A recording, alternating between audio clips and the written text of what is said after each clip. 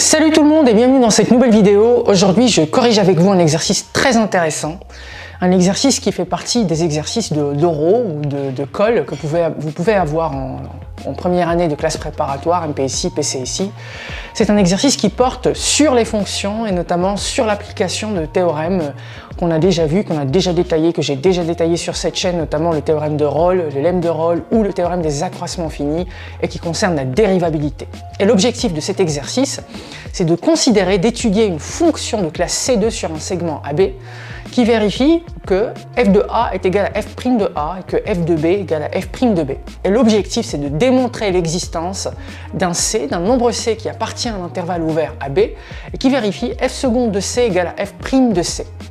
Donc n'hésitez pas les amis, si vous préparez un concours, si vous êtes sur ce chapitre, si vous faites des exercices qui concernent la dérivabilité, le théorème des accroissements finis, le lemme de Rolle, à mettre la vidéo sur pause, à essayer de chercher par vous-même, à me dire en commentaire si vous trouvez la bonne solution et confronter votre solution, vos pistes potentielles avec la correction de cette vidéo. C'est le meilleur moyen de travailler d'une manière active, de regarder ces vidéos d'une manière active.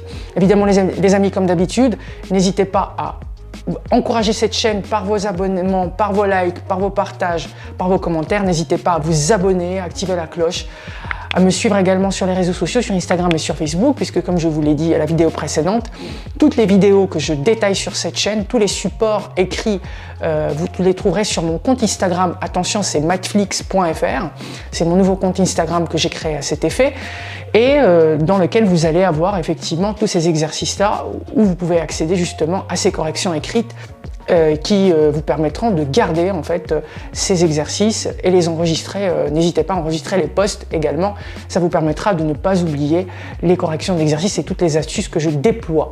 N'hésitez pas les amis, si vous appréciez ma pédagogie, ma façon d'expliquer, sur toutes les thématiques de mathématiques ou de physique, à m'écrire à monir.cours.particulier@gmail.com pour avoir des cours particuliers individuels avec moi au collectif, en petits groupes également, ou des stages de remise à niveau, d'approfondissement dans des notions de mathématiques ou de physique-chimie. N'hésitez pas les amis également à m'écrire, à vous inscrire à ma newsletter, n'hésitez pas à me suivre sur les réseaux sociaux, et donc on va commencer la correction de cet exercice ensemble avec une vraie méthodologie de réflexion du choix de la fonction auxiliaire, parce que c'est de cela principalement qu'il s'agit, c'est la clé de l'exercice. N'hésitez pas à mettre sur pause à n'importe quel moment et continuer par vous-même à me dire en commentaire si vous arrivez à faire ou pas.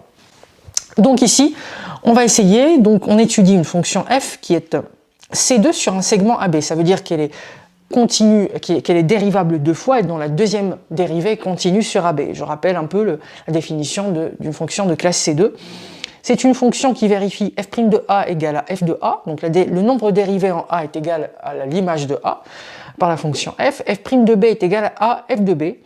Et donc, il s'agit de montrer l'existence d'un C qui appartient à l'intervalle ouvert AB et qui vérifie f seconde de C égale à f' de C. Comment est-ce qu'on peut raisonner pour trouver justement, prouver l'existence de ce réel C? Donc, correction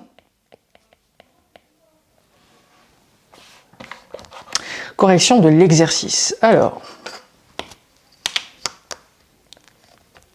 donc, la première chose qu'on voit, c'est qu'effectivement, ici, on doit en fait arriver à prouver l'existence d'un C qui vérifie f seconde de C égale f de C.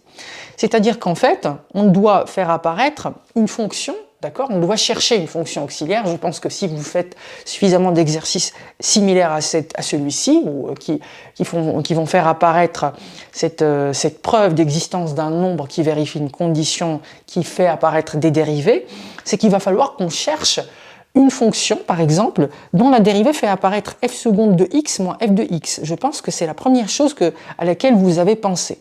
Il va falloir qu'on définisse, qu'on trouve une fonction de manière à ce qu'il existe un x qui vérifie ça. Donc, cette fonction auxiliaire qu'on va créer en partant de rien du tout, il va falloir justement qu'elle fasse apparaître dans sa dérivée f seconde de x moins f de x.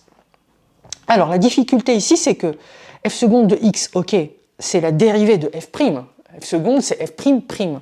Mais f de x, ici, je n'ai pas de primitive de f, parce que j'aurais pu trouver une primitive de la fonction f de manière à ce que sa dérivée puisse donner f de x. Mais ici, le problème, c'est que je n'ai pas de primitive de f. Donc, comment est-ce que je peux trouver une fonction qui fasse apparaître f sans qu'il y ait de primitive de f? Donc, c'est que nécessairement, il va y avoir une histoire de produit, parce que, souvenez-vous, quand on a deux fonctions, u et v, quand je vais dériver u fois v, on obtient u' v plus uv', d'accord? Peut-être qu'il y a une histoire de produit. Mais quel est ce produit justement qui va nous permettre d'avoir f seconde de x moins f de x sans que on ait de x, par exemple si c'est x fois f de x fois f' de x, ça ne peut pas fonctionner. On peut avoir plusieurs pistes au brouillon qui permettent de s'approcher petit à petit du choix de la solution. Alors peut-être que c'est un produit, par exemple si vous prenez x f' de x, si on dérive ça, le problème c'est qu'on va trouver x', donc ça x' fois f' de x, ça nous fait f' de x d'une part, plus x fois f seconde de x. Donc j'ai déjà plus ici, et en plus j'ai quoi? J'ai ce x là qui m'embête un petit peu.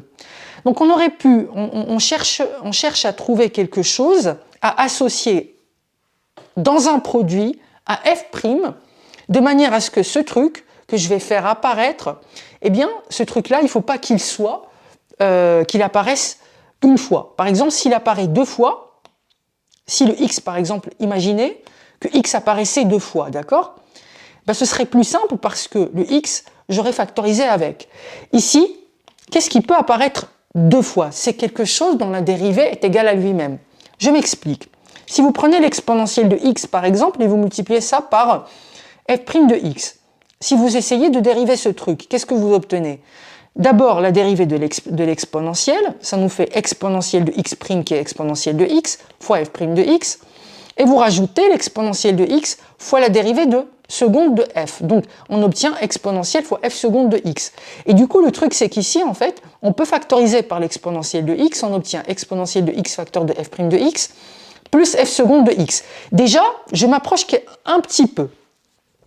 Donc, il va y avoir sans doute l'exponentielle dans l'histoire. Donc, dans le choix de la fonction, il va y avoir sans doute une exponentielle. Ça, c'est sûr. Maintenant, le souci que j'ai aussi, c'est que ici, c'est un plus, alors que moi, j'aurais bien aimé avoir un moins, une soustraction, et non pas une somme.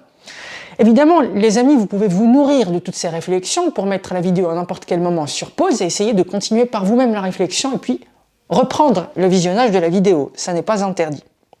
Donc ce que je disais, c'est que l'exponentielle est forcément dans l'histoire, mais le souci c'est que justement, l'exponentielle en fait, ici, si je fais exponentielle x fois f' de x, je vais obtenir un plus, une somme ici, entre f' et f seconde, et non pas une différence. Et en plus ici, bah, j'ai évidemment un f', autre problème, et pas f seconde. Donc il va falloir que je réfléchisse à autre chose. Alors, à quoi je peux penser? Comment est-ce que je peux faire apparaître le f et le f seconde? Ben, c'est simple.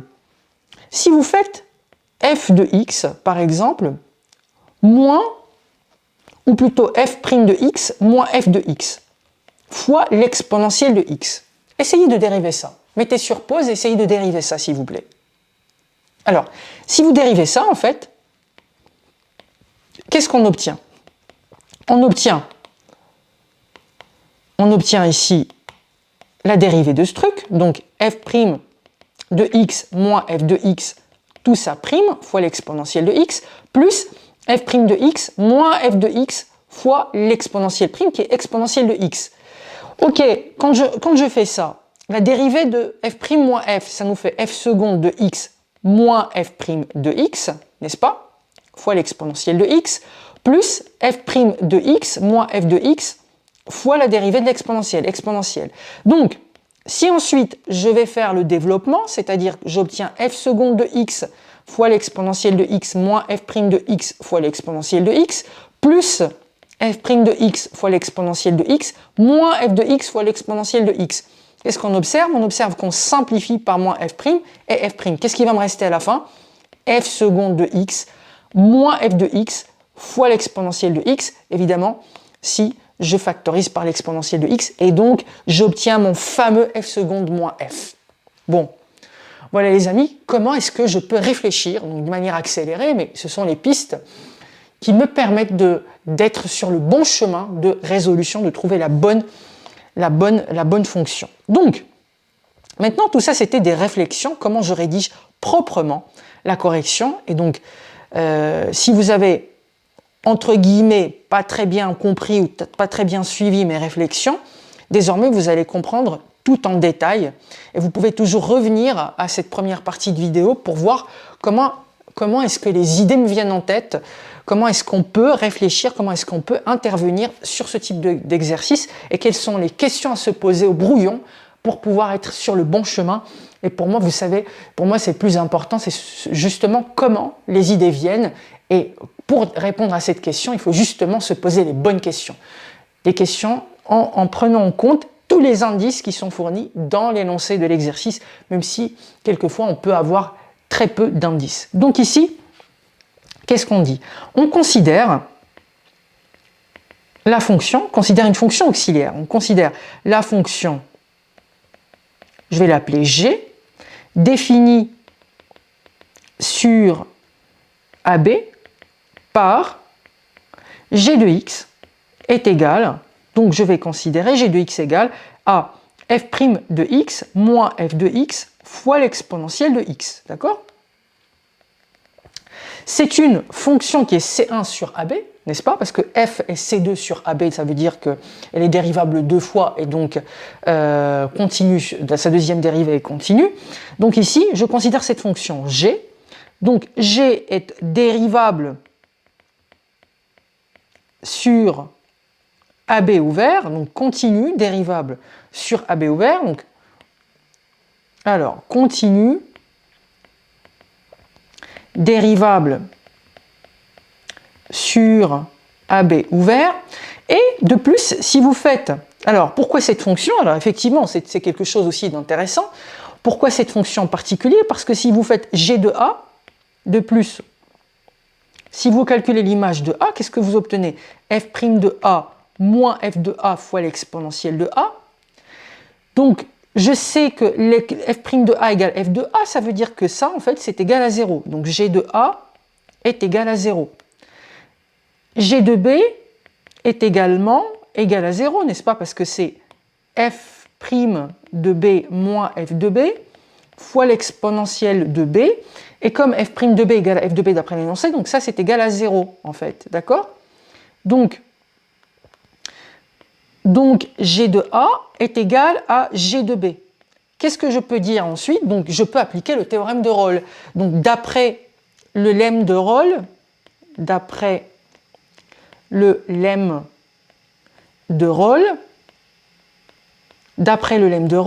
alors qu'est-ce qu'on peut dire? On peut dire qu'il existe C qui appartient à AB ouvert, tel que G' de C est égal à 0, n'est-ce pas? Par ailleurs, quel que soit x appartenant à AB ouvert, G' de x, c'est quoi? C'est la dérivée de f' de x moins f de x fois l'exponentielle de x'. Donc G' de x, comme je l'ai fait tout à l'heure, la dérivée, ça nous fait f seconde de x moins f' de x. Si je dérive d'abord f' moins f, fois l'exponentielle de x, plus f' de x moins f de x fois la dérivée de l'exponentielle, qui est l'exponentielle. Je développe, on obtient f seconde de x fois l'exponentielle de x, moins f' de x fois l'exponentielle de x, plus f' de x fois l'exponentielle de x, moins f de x fois l'exponentielle de x. Qu'est-ce que je remarque, chemin faisant? Qu'il y a des simplifications à faire. Donc, qu'est-ce que je peux dire? Quel que soit x appartenant à l'intervalle ouvert AB, que G' de x est égal à f seconde de x moins f de x, tout ça multiplié par l'exponentielle. Et donc, évidemment, les amis, ça, c'est la dérivée. Donc, l'existence de C tel que G' de C égale à 0 signifie qu'il existe, donc, il existe, si l'on remplace